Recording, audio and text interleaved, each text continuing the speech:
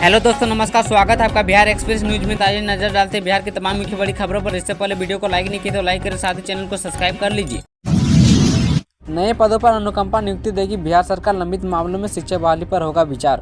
बिहार शिक्षा विभाग में अनुकंपा पर सहायक एवं परिचारी के पदों पर नियुक्ति की जाएगी। सेवा काल के दौरान जान गंवाने वाले शिक्षकों के आश्रितों को इन पदों पर नौकरी दी जाएगी। इसके लिए पदों का सृजन कर दिया गया है। शिक्षा मंत्री विजय कुमार चौधरी ने मंगलवार को बिहार विधानसभा के बजट सत्र के दौरान यह घोषणा की है। उन्होंने यह भी कहा कि साल 2023 तक के लंबित मामलों में योग्यता रखने वाले को भी शिक्षक पद पर नियुक्ति देने पर सरकार विचार करेगी। मंत्री ने बताया कि पहले अगर किसी शिक्षक की मृत्यु होती थी तो उनके योग्यताधारी आश्रितों को टीचर के पद पर ही नियुक्ति दी जाती थी।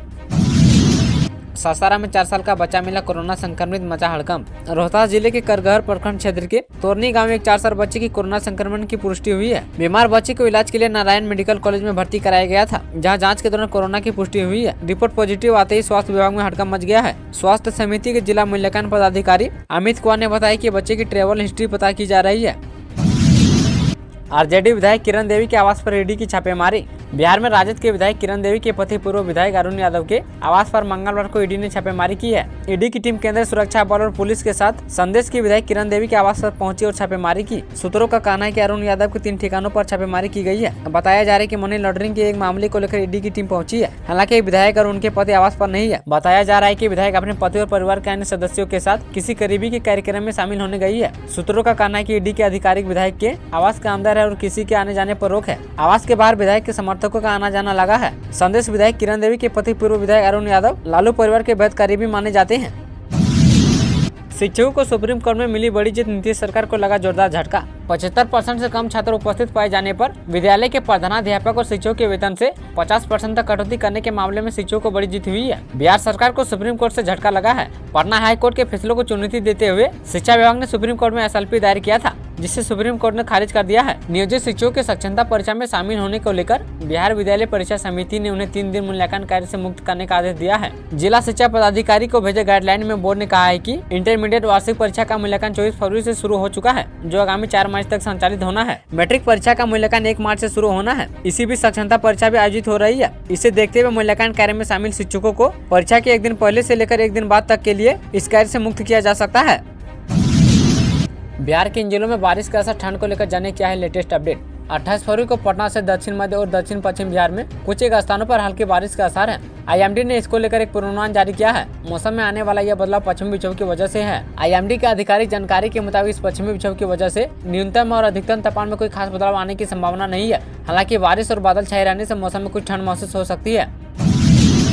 स्कूल कॉलेजों में के पाठक का विशेष अभियान शुरू। स्पेशल 39 अधिकारियों को मिली जिम्मेदारी। बिहार शिक्षा विभाग के अपर मुख्य सचिव के पाठक राज्य की शैक्षणिक व्यवस्था को ठीक करने में जुटे हैं। इसके लिए वो खुद राज्य के विभिन्न स्कूलों और परीक्षण संस्थानों में औचक निरीक्षण करने पहुंचते हैं। इसी सिलसिले में अब के पाठक के निर्देश पर विभिन्न कॉलेजों और स्कूलों के निरीक्षण का टास्क तैयार किया गया है। इस कार्य को पूरा करने के लिए 39 अधिकारियों की टीम तैयार की गई है। इस टीम ने निरीक्षण का कार्य शुरू कर दिया है। शिक्षा विभाग ने इन उच्च शिक्षा संस्थानों के निरीक्षण के लिए रोस्टर जारी किया है, जिसके तहत भारतीय प्रशासनिक सेवा और बिहार शिक्षा सेवा के 39 अधिकारियों ने विभिन्न कॉलेजों और स्कूलों में जाकर निरीक्षण करना शुरू कर दिया है। यह निरीक्षण 2 मार्च तक चलेगा। निरीक्षण के बाद इन अधिकारियों को एक पीपीटी भी तैयार कर शिक्षा विभाग को जमा करना होगा।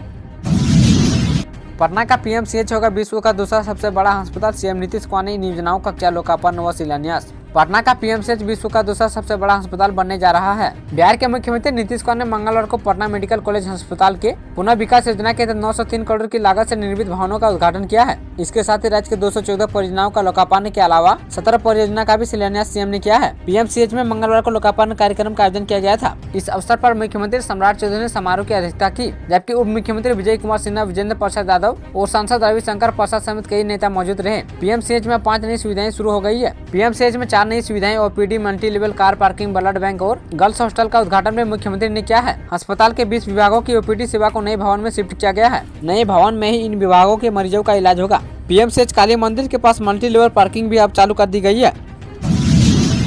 जमीन के बदले नौकरी मामले में सुनवाई 14 मार्च तक टली जाने सीबीआई कब तक दाखिल करेगी चार्जशीट। जमीन के बदले नौकरी मामले में दिल्ली के राउज एवेन्यू कोर्ट में अब 14 मार्च को अगली सुनवाई होगी। मंगलवार को इस मामले की सुनवाई होने वाली थी। सीबीआई ने चार्जशीट दाखिल करने के लिए 2 हफ्ते का समय मांगा है, जिसके बाद अदालत ने सीबीआई को 2 हफ्ते का समय देते हुए 14 मार्च तक के लिए सुनवाई टाल दी गई है। बता दें कि राज्य सुप्रीमो लालू प्रसाद यादव व पूर्व मुख्यमंत्री राबड़ी देवी समेत 17 आरोपितों के खिलाफ सीबीआई इस मामले में चार्जशीट दाखिल कर चुकी है। वहीं अब अदालत की कार्रवाई 14 मार्च तक के लिए टली है। अगली सुनवाई 14 मार्च को की जाएगी। बिहार में टला बड़ा रेल हादसा, कपलिंग निकलने से 2 टुकड़ों में बटी मालगाड़ी, मौके पर मचा अफरा तफरी। बिहार के पश्चिम चंपारण में मंगलवार को एक बड़ा रेल हादसा होते होते टल गया है। यहाँ मुजफ्फरपुर गोरखपुर रेलखंड पर कपलिंग पिन निकालने से मालगाड़ी 2 टुकड़ों में बट गई। हालांकि ड्राइवर ने अपनी सूझबूझ से वक्त रहते मालगाड़ी को पटरी से उतरने से बचा लिया, जिस वजह से यह हादसा टल गया है। बताया जा रहा है कि करीब 1:20 में मालगाड़ी नरकटियागंज से बगाहा जा रही थी। इसी बीच पिपरा टला गेट नंबर 45C के पास कपलिंग पिन टूटने से मालगाड़ी अचानक 2 हिस्सों में बट गई। लिहाजा ट्रेन को 2 हिस्सों में बढ़ता देख भगदड़ मच गई। हालांकि ट्रेन की रफ्तार ज्यादा नहीं थी, इसलिए जान माल का कोई नुकसान नहीं हुआ। इस घटना के बाद करीब आधे घंटे तक रेल यातायात प्रभावित रहा। वहीं रेल कर्मी कपलिंग पिन को जोड़कर ट्रेनों के परिचालन की कोशिश में जुटे हुए हैं। आरपीएफ बगहा प्रभारी इंद्रजीत सिंह ने बताया कि घटना की जानकारी नरकटियागंज रेलवे कंट्रोल को दी गई है। रेलवे कर्मी घटनास्थल पर पहुंचकर मालगाड़ी की मरम्मत में जुट गई है।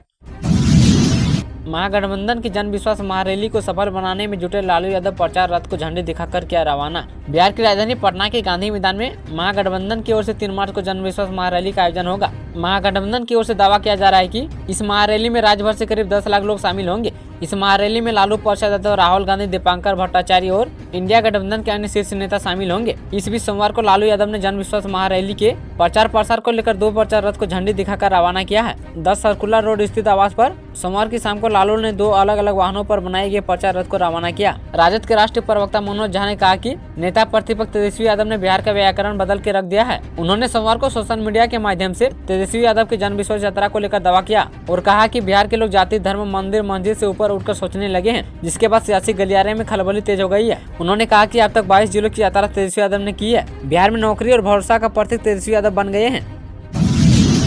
बालू के अवैध खनन पर कैसे लगेगी लगाम, नीतीश सरकार ने बनाया खास प्लान। बिहार में बालू के अवैध खनन, ढुलाई और बिक्री को रोकने के लिए 8 जिलों में अस्थायी चेक पोस्ट बनेंगे। इसमें पटना, रोहतास, कैमूर, भोजपुर, औरंगाबाद, शिवहर, सारण और जमुई जिले शामिल है। इन जिलों की सभी संपर्क के सहायक सड़क से मुख्य सड़क को जोड़ने वाले स्थानों पर ये चेक पोस्ट बनेंगे। इन स्थानों पर CCTV कैमरे भी लगेंगे, जिनका कंट्रोल यूनिट संबंधित अनुमंडल या जिला कंट्रोलर रूप में होगा। कुछ दिन पहले मुख्य सचिव अमीर सुबहानी की अध्यक्षता में अहम बैठक हुई थी, जिसमें इस बात का आदेश दिया गया था। जिलों के स्तर से इसका प्रस्ताव खनन एवं भूतत्व विभाग को प्राप्त हो गया है। इसके बाद विभाग के स्तर से कवायद शुरू कर दी गई है। ये सभी चेक पोस्ट 24 घंटे काम करेंगे। इन चेक पोस्ट में खनन विभाग के अलावा परिवहन एवं पुलिस महकमा और संबंधित जिला के पदाधिकारी की तैनाती रहेगी। राज्य में बालू खनन 80 घाटों पर शुरू है। ऐसे में नीलाम किए गए अन्य बालू घाटों की मंजूरी प्राप्त करने का सभी खनिज विभाग पदाधिकारियों को निर्देश दिया गया है। नीलाम किए गए और बचे बालू घाटों की रिपोर्ट मांगी है। गोलियों की तड़तड़ाहट से गूंजा पटना जमीन विवाद में 10 राउंड फायरिंग, इलाके में दहशत। राजधानी पटना के एकता बिहार कॉलोनी फुलवा शरीफ में जमीन विवाद में रविवार की रात ताबड़तोड़ गोलीबारी से इलाके में दहशत फैल गया है। एक के बाद एक कई राउंड गोलियां चलाई गई। लोगों की माने तो 10 राउंड गोलियां चलाई गई है। घटना की सूचना मिलते ही फुलवा शरीफ थानेदार दल बल के साथ पहुंचकर मामले की जांच में जुट गई है। मोतिहारी में विपक्षी शिक्षकों से भिड़ की केके पाठक के अधिकारी, जाने क्या है मामला। मोतिहारी का डाइट सेंटर उस वक्त जंग का अखाड़ा बन गया जब वीपीएससी के शिक्षक और केके पाठक के अधिकारियों की झड़प हो गई। इस दौरान दोनों तरफ से लात घुसे और थप्पड़ तक चले, जिसके बाद डाइट केंद्र पर हड़कंप मच गया। कोई समझ नहीं पाया कि आखिर क्यों शिक्षक और अधिकारियों के बीच भिड़ंत हो गई है। बताया जा रहा है कि डाइट पहुंचे शिक्षक और अधिकारियों के बीच किसी बात को लेकर कहासुनी हो गई थी, जिसके बाद दोनों गुट आपस में भिड़ गए। मोतिहारी के जिला शिक्षा और परीक्षण संस्थान में वीपीएससी के शिक्षक योगदान देने के लिए पहुंचे थे। इसी दौरान डीपीओ और शिक्षकों के बीच गर्मागर्मी हो गई। कहासुनी से शुरू हुआ विवाद हाथापाई में बदल गया, जिसके बाद दोनों तरफ से सैकड़ों की संख्या में मारपीट शुरू हो गई और सूचना मिलने पर मौके पर पहुंची पुलिस ने किसी तरह मामला को शांत करवाया है।